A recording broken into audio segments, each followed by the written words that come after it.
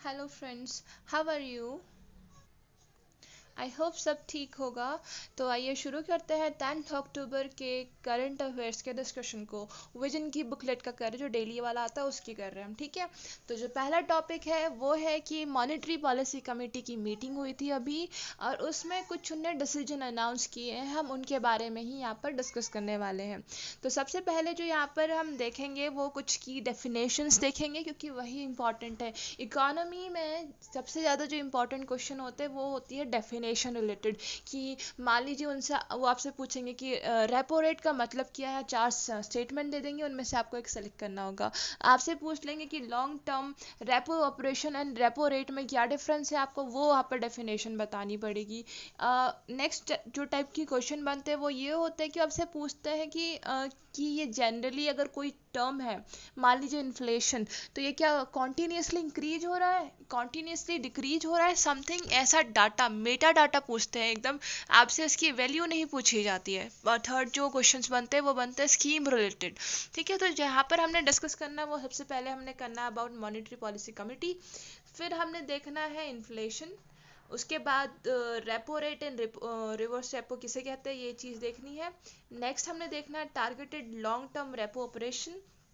उसके बाद कुछ की टर्म्स, ये बैंक से जो हम पैसे ट्रांजैक्शन करते हैं ना, उनके लिए कुछ की टर्म्स है तो हमें ये देखना है। और इन्हीं से रिलेटेड अभी क्या डिसीजन लिया है मॉनेटरी पॉलिसी कमेटी ने, वो सेकंड थिंग वो डिस्कस करनी है। तो सबसे पहले हम जानते हैं कि एमपीसी मॉनेटरी पॉलिसी कमेटी क्या है। ये ग्रुप है 6 मेंबर्स का, जिसमें 3 मेंबर्स गवर्नमेंट से आते हैं, 3 मेंबर्स बैंक से आते हैं, जिसमें आरबीआई के गवर्नर भी इंक्लूडेड होते हैं। आरबीआई से आता है, आई मीन नॉट बैंक से। तो इसमें जो आरबीआई के गवर्नर होते हैं उनके पास वीटो पावर टाइप, वीटो नहीं, कास्टिंग वोट होते हैं लास्ट में। इन केस कि कोई ऐसा डिसीजन है जिसमें ड्रॉ हो गया है 3-3 करके, तो वहाँ पर आरबीआई के गवर्नर वापस से वोट कर सकते हैं कि डिसीजन को बताने के लिए कि कौन सा काम हमने करना है, कौन सा नहीं करना है। ये जो एमपीसी है ये आरबीआई एक 1934 के अंदर बनी हुई है। और इसका है कि साल में कम से कम 4 मीटिंग होनी चाहिए इसकी। इसका जो कोरम है, कोरम मतलब होता है कि कम से कम इतने मेंबर्स होंगे तभी इसकी मीटिंग होगी, वो है 4 मेंबर्स। यानी अगर 4 मेंबर्स नहीं हुए कम से कम तो इसकी मीटिंग नहीं होगी, ठीक है। ये था अबाउट मॉनेटरी पॉलिसी कमेटी। और इसका काम क्या है कि जो इन्फ्लेशन का रेट है कंट्री में, उसके उससे रिलेटेड कोई डिसीजन अगर लेना है तो वो मॉनेटरी पॉलिसी कमेटी लेगी, ठीक है। नेक्स्ट आता है रेपो रेट। तो रेपो रेट क्या है, अगर किसी बैंक को शॉर्ट टर्म के लिए, थोड़े टाइम के लिए, जैसे 7 दिन, 14 दिन, 28 दिन, अगर इस टाइम पीरियड के लिए आरबीआई से पैसे लेने हैं, तो जिस रेट पे वो आरबीआई से पैसे लेती है उस रेट को हम कहते हैं रेपो रेट, ठीक है। इसी का उल्टा है रिवर्स रेपो रेट। मान लीजिए अगर बैंक को आरबीआई के पास पैसे रखने हैं तो जो रेट उनको वहां से मिलेगा उसको हम कहते हैं रिवर्स रेपो रेट। तो ये ऑब्वियस सी बात है, अंडरस्टूड है ना, कि रिवर्स रेपो रेट हमेशा कम होगा रेपो रेट से। तो अभी क्या डिसीजन लिया है कि जो रेपो रेट है उसको अनचेंज रखेंगे। प्रेजेंटली ये 4% है, तो रिवर्स रेपो से 0.25% कम है, तो उसकी वैल्यू 0.25, ये 0. ज़्यादा है उससे, तो 3.35 है रिवर्स रेपो रेट। तो ये याद रखना। नेक्स्ट है कि अभी क्या करने की बात करें कि ये मनी को ना इंजेक्ट करने के लिए बोल रहे हैं। अब ये इंपॉर्टेंट क्यों है डिस्कशन करना है, क्योंकि इन्फ्लेशन ना भी बहुत हाई है। बहुत नहीं, फिर भी हाई है। जितना हमारा टारगेट है कि 2% से लेके 6% तक होना चाहिए। 4 ± 2 बोलते हैं तो, लेकिन ये 6% से ऊपर है। यानी इन्फ्लेशन हमें कम करने की कोशिश करनी चाहिए थी ना। इन्फ्लेशन कम कैसे होता है, मार्केट में मनी सप्लाई को कम करके, यानी मनी जो घुस रहा है मार्केट में उसको कम कर दे। लेकिन यहाँ पर तो क्या कर रहे हैं, हम मनी मार्केट में इंजेक्ट कर रहे हैं। तो ये इसका हमारा जो सोल एम है वो ये है कि हम मार्केट में डिमांड को बढ़ाना चाहते हैं, ठीक है। तो इसलिए ये भी याद रखिएगा। नेक्स्ट जो है वो है कि हमारी जो जीडीपी ग्रोथ रेट है वो अभी -9.8% है, बहुत मतलब नेगेटिव पे चल रही है। तो जो नेक्स्ट क्वार्टर है, एक साल में 4 क्वार्टर्स होते हैं, ये याद रखना। जो जो नेक्स्ट क्वार्टर होगा, Q2 जुलाई से सितंबर में होता है, उसमें ये एक्सपेक्ट किया जा रहा है कि 0.5% हो इंक्रीज होगी। जो हमारी ग्रोथ रेट है वो 0. इंक्रीज नहीं, इतनी हो जाएगी, ठीक है, 0.5%। तो इतना याद रखिएगा। नेक्स्ट अब हमें जो डिस्कस करना है वो है TLTRO। ये stands for targeted long term repo operation. इसका क्या मतलब है, मैंने अभी आपको रेपो ऑपरेशन की डेफिनेशन बताई थी कि वो शॉर्ट टर्म के लिए होता है। मतलब कम टाइम के लिए होता है, लेकिन अभी बैंक के पास उतना पैसा नहीं है। और सेकंड थिंग, बैंक्स को जो है कॉरपोरेट हमारी कंपनीज को लोन दे रहा है, तो उसके लिए उनके पास पैसा होना चाहिए। अब कंपनीज को लोन देने के लिए छोटे टाइम के लिए तो लोन ले नहीं सकती है, इसलिए आरबीआई ने बोला है कि आप अभी ये पैंडमिक के सिचुएशन की वजह से हम आपको एक इंस्ट्रूमेंट देते हैं जिसका नाम होगा targeted long term operation, repo operation. इसके अंदर आप हमसे रेपो रेट पे ही लॉन्ग टर्म के लिए आप हमसे पैसा ले सकते हैं। ये लॉन्ग टर्म कितना होगा, 1 साल से लेकर 3 साल तक ये हो सकता है। इसके बदले आपको हमारे पास गवर्नमेंट सिक्योरिटीज रखनी पड़ेगी, और उसका जो टेन्योर होना चाहिए, टेन्योर मतलब कितने टाइम की वो गवर्नमेंट सिक्योरिटी है, वो उतनी ही होनी चाहिए जितने टाइम के लिए आप हमसे लोन ले रहे हैं, उससे ज़्यादा हो सकती है। ठीक है, ये कंडीशन याद रखिएगा। नेक्स्ट जो है आरटीजीएस की अवेलेबिलिटी फुल मतलब पूरे टाइम राउंड द क्लॉक यानी हर टाइम के लिए करने की बात करी जा रही है।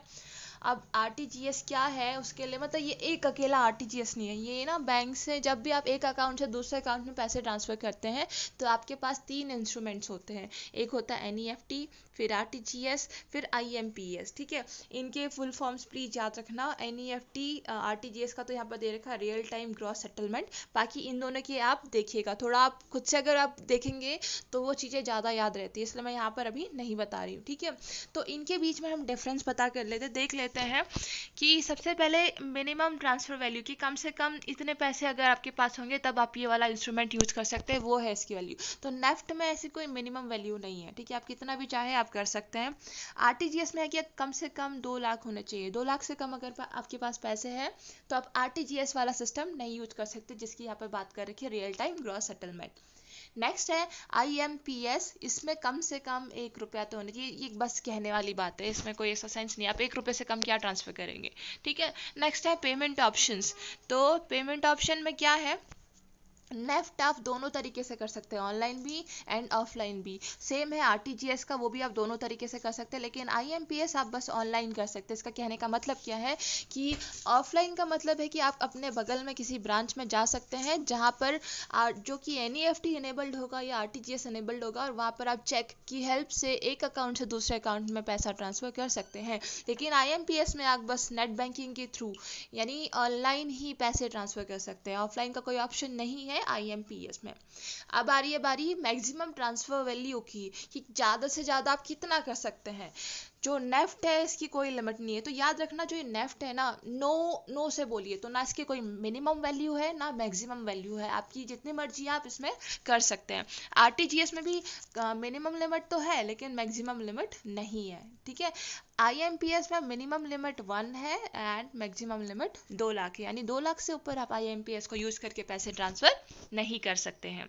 जो सेटलमेंट टाइप है, अब सेटलमेंट भैया बहुत खराब हो गया। सेटलमेंट टाइप की अगर बात करें तो सेटलमेंट टाइप क्या है, मान लीजिए आपने अगर 8-10 पे अगर नेफ्ट को यूज करके पैसे ट्रांसफ़र करे हैं, तो जो अगर कंसिडर करते हैं कि ये हाफ आर्ली बेसिस बोल रहा है, यानी अगर पहला अमाउंट अभी 8 बजे ट्रांसफ़र किया तो नेक्स्ट जो है वो 8:30 पे होगा, यानी 8 से 8:30 के बीच में आपने जो भी मनी ट्रांसफ़र किया है एक बैंक अकाउंट से दूसरे बैंक अकाउंट में, तो वो उस टाइम ट्रांसफ़र नहीं होगा, वो होगा 8:30 पे ही। ठीक है, तो इसको हम कहते हैं कि हाफ आवर बेस पे हो रहा है, तो आधे आधे घंटे के गैप में हो रहा है। लेकिन जो आरटीजीएस और आईएमपीएस है उनमें रियल टाइम पे होता है, अभी आपने किया 8-10 पे तो 8-10 पे ही क्या होगा, पैसे ट्रांसफ़र हो जाएंगे दूसरे अकाउंट में। सर्विस टाइमिंग तीनों ही अवेलेबल है ऑल टाइम, यानी 365 डेज 24/7 तीनों ही। ठीक है, एनईएफटी की बात कर लीजिए, आरटीजीएस की बात कर लीजिए या फिर आईएमपीएस की बात कर लीजिए। लास्ट जो इसमें है कि पैसे कितने लगने, चार्जेस कितने लगने हैं एक बैंक अकाउंट से दूसरे बैंक अकाउंट में पैसे ट्रांसफ़र करने के लिए, तो एनईएफटी में कोई चार्जेस नहीं लगते, पहले लगते थे अब हटाते हैं। आरटीजीएस में भी कोई चार्जेस नहीं लगते हैं, लेकिन आईएमपीएस में ये जो बैंक है उनके पास होती है इतनी अथॉरिटी कि वो डिसाइड कर सकते हैं, बैंक या फिर पीपीआई दोनों के पास होती है, ये डिसाइड कर सकते हैं कि कितना चार्ज लगेगा। तो ये था हमारा पहला टॉपिक, आई होप ये आपको समझ आया। चलते हैं हमारे नेक्स्ट टॉपिक पे। तो जो नेक्स्ट टॉपिक है वो है नोबल पीस प्राइज़ 2020 के बारे में। इस साल का नोबल पीस प्राइज़ जो है वो वर्ल्ड फूड प्रोग्राम को मिला है। अगर कुछ इंटरेस्टिंग इसमें बताऊँ तो इसके जो नॉमिनीज थे इस बार काफ़ी इंटरेस्टिंग थे। एक तो सबसे पहले डोनाल्ड ट्रंप जो यूएसए के प्रेसिडेंट है अभी। सेकेंड व्लादिमीर पुतिन जो कि प्रेसिडेंट ऑफ रशिया है। थर्ड वर्ल्ड हेल्थ ऑर्गेनाइजेशन जिसका काम काफ़ी क्रिटिसाइज किया गया है अभी पेंडेमिक के अंदर, उसको भी नॉमिनेट किया गया था नोबल पीस प्राइज़ के लिए। इनके अलावा जो वो लड़की है उसका नाम मुझे याद नहीं आ रहा, गुतनबर्ग करके है, हाँ, अ, उसको भी इसमें नॉमिनेट किया गया था लेकिन उसको भी यहाँ पर नहीं मिला है। ठीक है, तो मिला किसको है हम उसके बारे में डिस्कस कर लेते हैं। वर्ल्ड फूड प्रोग्राम, तो सबसे पहले ये है क्या वर्ल्ड फूड प्रोग्राम? ये 1961 में बना था। कब बना था? वो फूड एंड एग्रीकल्चर ऑर्गेनाइजेशन की मीटिंग हुई थी 1960 में, वहाँ पर डिसाइड हुआ था कि 1961 में वर्ल्ड फूड प्रोग्राम करके हम एक ऑर्गेनाइजेशन बनाएंगे जो कि पार्ट होगा यूनाइटेड नेशन डेवलपमेंट ग्रुप का। ठीक है, ये जो है यूनाइटेड नेशन का प्राइमरी इंस्ट्रूमेंट है जिसकी हेल्प से वो वर्ल्ड हंगर को इरेडिकेट करने की यानी हटाने की कोशिश कर रहा है। कौन? United nation.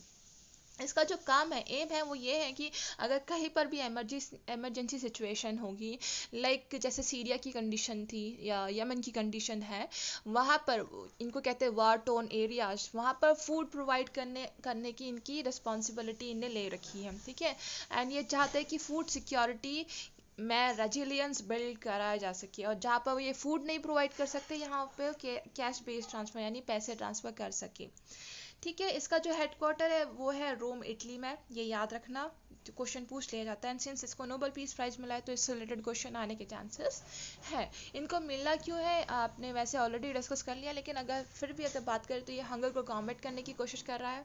सेकेंड थिंग, ये जो कॉन्फ्लिक्ट अफेक्टेड एरियाज है जहाँ पर लड़ाई हो रखी है वहाँ पर ये क्या करता है? पीस लाने की कोशिश कर रहा है। पीस कैसे आएगा कि लेट अस सपोज एक ऐसा एरिया है जहाँ पर खाने की अवेलेबिलिटी नहीं है, खाने की अवेलेबिलिटी नहीं है, जितना जो लिमिटेड रिसोर्सेज वहाँ पर अवेलेबल होंगे, लोग क्या करेंगे? उसके लिए लड़ने लगेंगे। तो ऐसी सिचुएशन में वहाँ पे कॉन्फ्लिक्ट जल्दी होने के चांसेस ज़्यादा हो जाते हैं।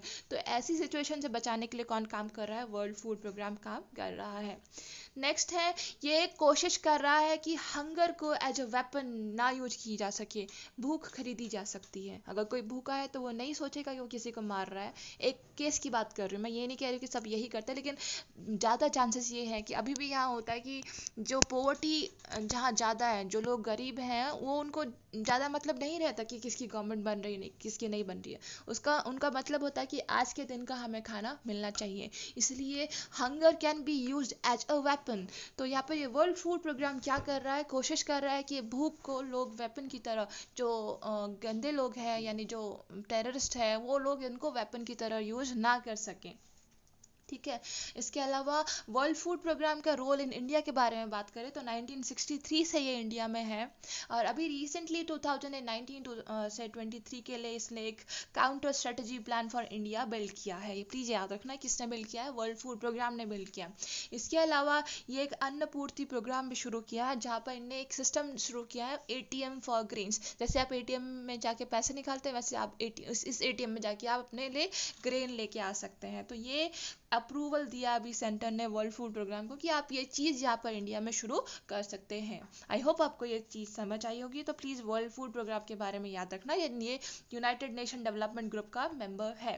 ठीक है, और ये जो है पब्लिक डोनेशंस पे चलता है, पब्लिक डोनेशन यानी डोनेशन पे चलता है सारा इसका काम। तो इसको फ़ायदा क्या होगा नोबेल पीस प्राइज मिलने से? यहाँ पर जो मेजर ये है कि ये सिंस ये न्यूज़ में आ चुका है एंड ज़्यादा लोग अब इसके बारे में जानेंगे, तो डोनेशंस ज़्यादा आने के चांसेस इसके पास ज़्यादा है। ठीक है, नेक्स्ट टॉपिक पे आते हैं। नेक्स्ट टॉपिक जो है वो है नेशनल ह्यूमन राइट कमीशन ने अभी क्या कर रखी है? एडवाइजरी इशू कर रखी है वुमेन राइट्स के लिए। ड्यूरिंग पैंडमिक के टाइम पर ये करने की ज़रूरत क्या पड़ गई थी? क्योंकि नेशनल कमीशन फॉर वुमेन ने अभी अभी एक डाटा निकाला है जिसमें उन्हें ये बताया है कि जो वायलेंस अगेंस्ट वुमेन है ये 2.5 गुना यानी 2.5 टाइम्स इंक्रीज हो गया है इस पैंडमिक के टाइम पे। अब ये हुआ क्यों है? सिंस सब घर पे है एंड सबके पास रिसोर्सेस अवेलेबल नहीं है, जिनके पास है उन पे भी बहुत फ्रस्ट्रेशन लेवल बढ़ चुकी है।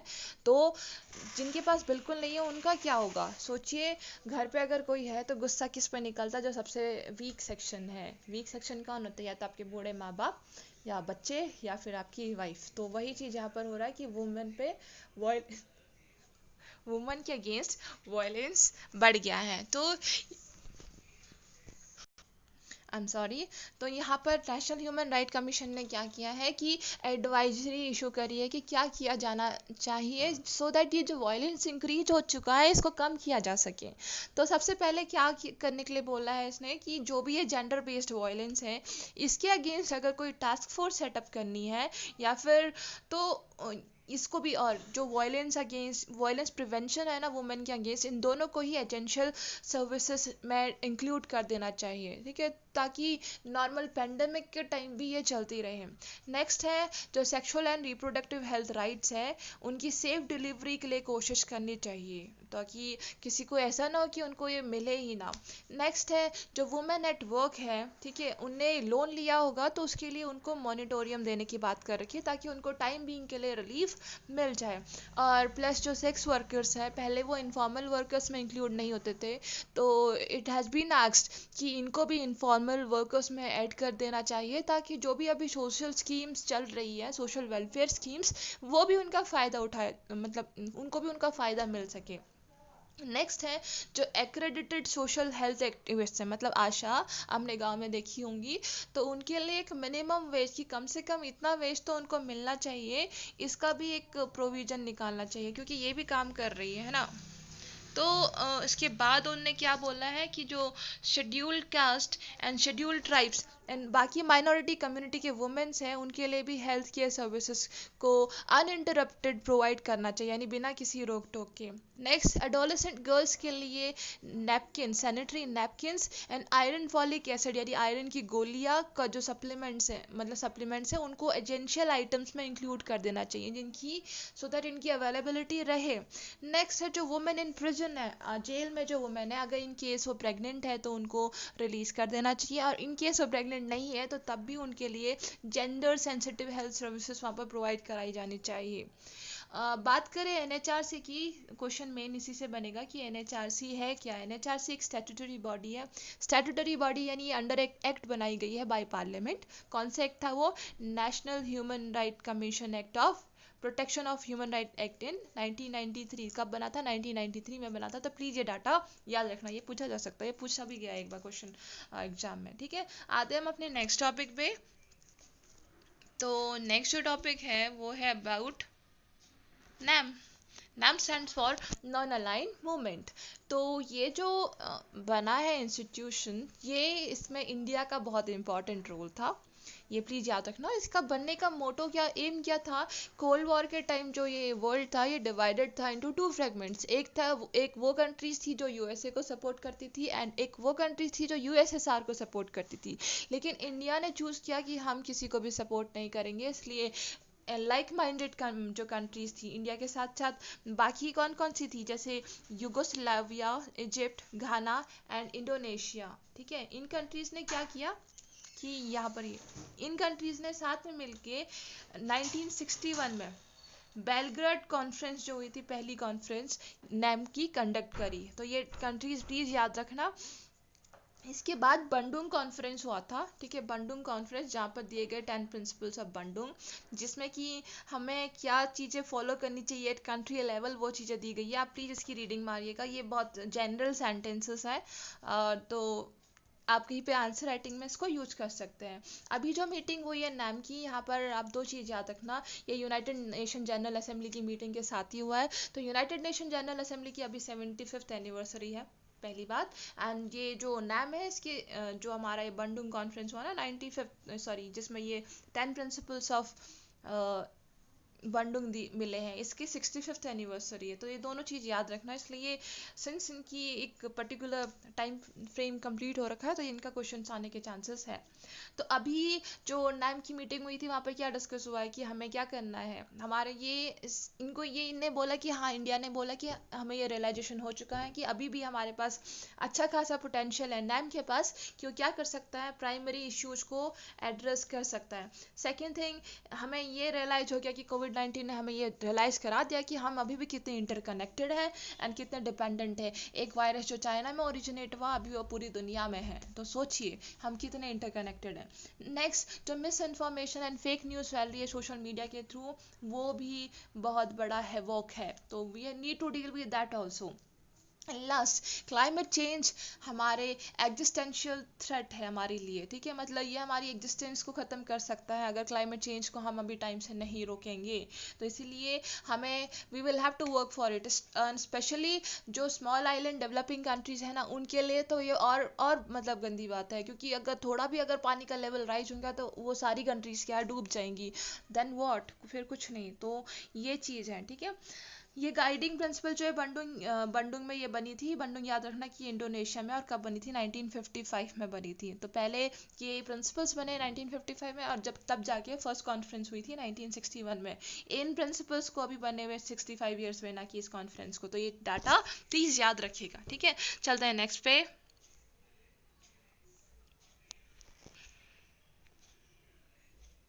अब जो है छोटे छोटे टॉपिक्स हैं, तो इनको फटाफट ख़त्म करने की कोशिश करते हैं। सबसे पहला जो कैंपेन एक लॉन्च किया है, behavioural change campaign to beat festive rush, ठीक है। तो यहाँ पर है क्या कि ये क्यों किया गया। अभी तक हमारी गवर्नमेंट क्या बोल रही थी कि आप घर पे रहिए, गवर्नमेंट क्या सभी ये बोल रहे थे एक्सपर्ट्स कि आप स्टे होम, स्टे सेफ, घर पे रहेंगे तो आप सेफ रहेंगे। लेकिन हम बहुत टाइम के लिए लोगों को घर पे नहीं रख सकते, हमें अपनी इकोनॉमी चलानी है। इकोनॉमी ठप हो गई तो आप फिर घर पे भी क्या खाएंगे। इसलिए अब हम कोशिश कर रहे हैं कि धीरे धीरे सब चीज़ों को खोला जाए, मार्केट खोली जाए एंड लोग बाहर निकले, लेकिन ध्यान से निकले। तो उसके लिए एक नया जो स्ट्रेटजी है वो है कि अनलॉक विथ प्रिकॉशंस, मतलब बाहर जा रहे हैं तो आपको ध्यान देना होगा कि आप मास्क पहन के जा रहे हैं, एंड प्रॉपरली आप हैंड वॉश कर रहे हैं, आप प्रॉपर हाइजीन मेंटेन कर रहे हैं, एंड फिजिकल डिस्टेंसिंग भी मेंटेन कर रहे हैं।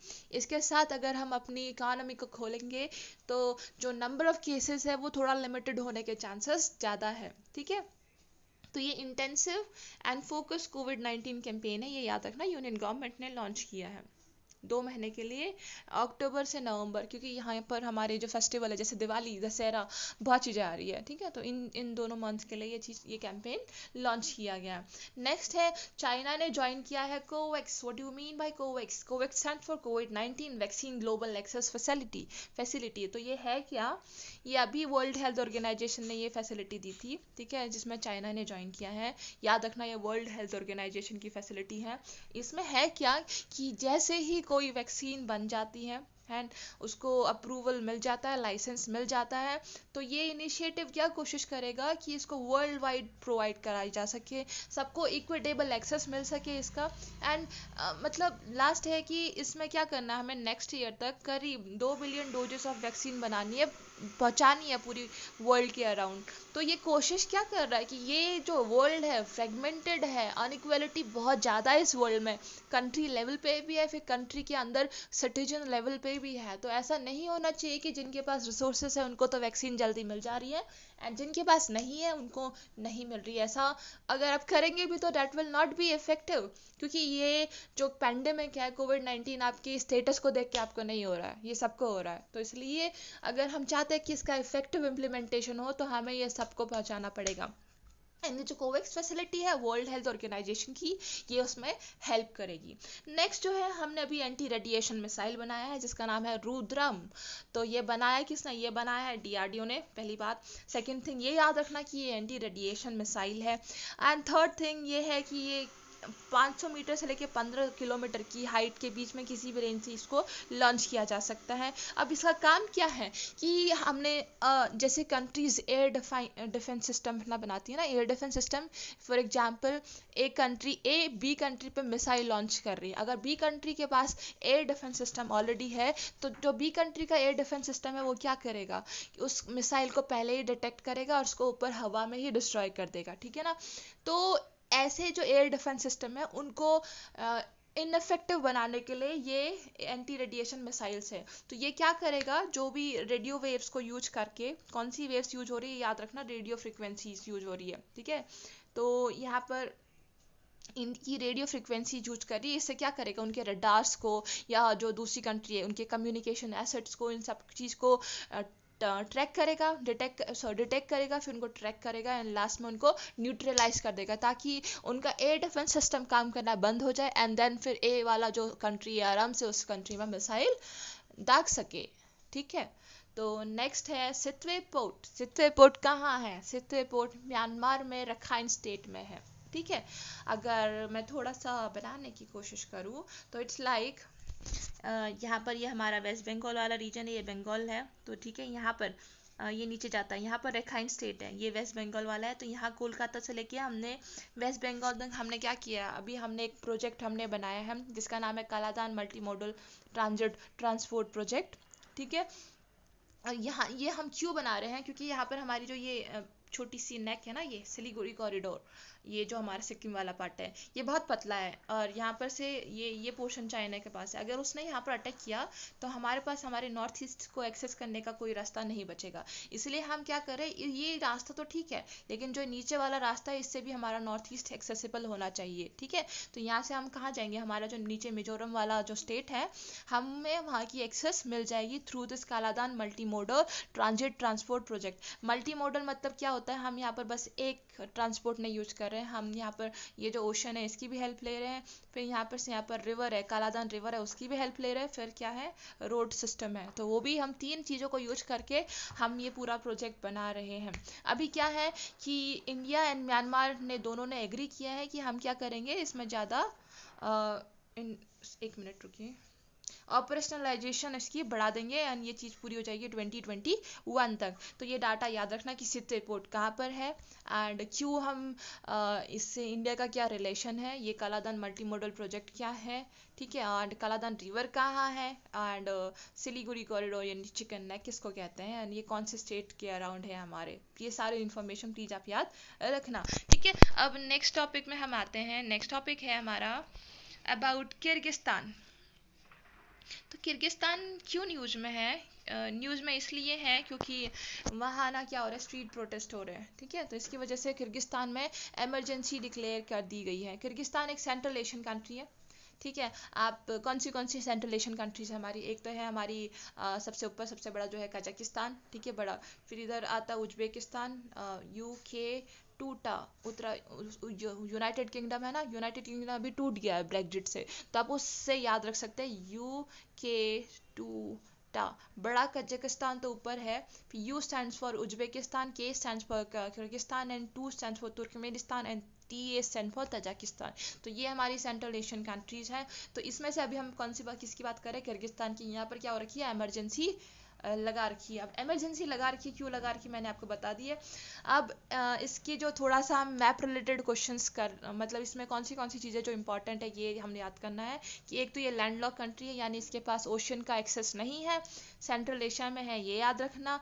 इसके ये ऊपर से कजाकिस्तान मैंने अभी आपको बना के दिखाया था, इसके ईस्ट साइड से चाइना है एंड साउथ में तजाकिस्तान एंड उज्बेकिस्तान है। किर्गिस्तान में एक बहुत इंपॉर्टेंट वैली है जिसका नाम है फरगना वैली एंड ये फरगना वैली बस किर्गिस्तान में नहीं है, ये शेयर करती है उज्बेकिस्तान एंड ताजिकिस्तान से भी। ये जो है माउंटेनियस रीजन है। और कौन से माउंटेन है यहाँ पर, तियानशान, ये याद रखना। तियानशान कहाँ पर है, इन कंट्रीज में। एंड नेक्स्ट ये रिच है इन मिनरल्स और स्पेशली कौन से मिनरल्स, हाइड्रोकार्बन्स। ओके तो नेक्स्ट आते हैं हम अपने खरदुंगला पास, जो लास्ट टॉपिक है। खरदुंगला पास कहाँ पर है, अगर मैं मैप बनाऊँ थोड़ा सा तो हमारा इंडिया का map is something like this ना, ऊपर से प्लीज़ स्पेयर, मेरी अच्छी ड्राइंग नहीं है उतनी।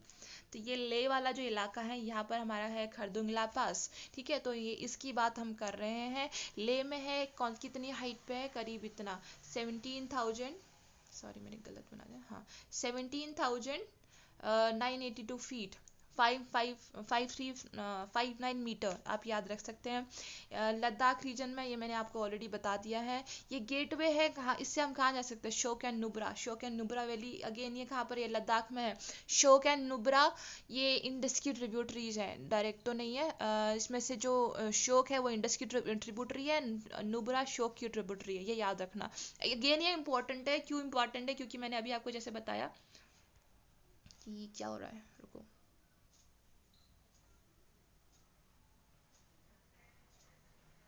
हाँ मैंने अभी आपको बताया कि लद्दाख वाले पोर्शन में ना इधर यहाँ पर अभी चाइना के साथ हमारे इंट्रूजन्स हुए थे, तो यहाँ पर देपसांग करके जो प्लेन्स है वो भी इम्पॉर्टेंट है, प्लस नुब्रा एंड शोग दोनों यहाँ पर ही है, तो इसलिए आपको इनकी लोकेशंस पता होनी चाहिए, याद रखना। एंड यहाँ पर ये स्ट्रेटेजिकली इंपॉर्टेंट इसलिए भी क्योंकि सियाचिन ग्लेशियर यहाँ पर कहीं पे है, सियाचिन ग्लेशियर भी है, ठीक है। तो प्लीज़ ये इन्फॉर्मेशन याद रखना। इनमें आपको अगर कहीं पर कोई डाउट है तो please you can ask me in comment section below, and have a good day. Thank you.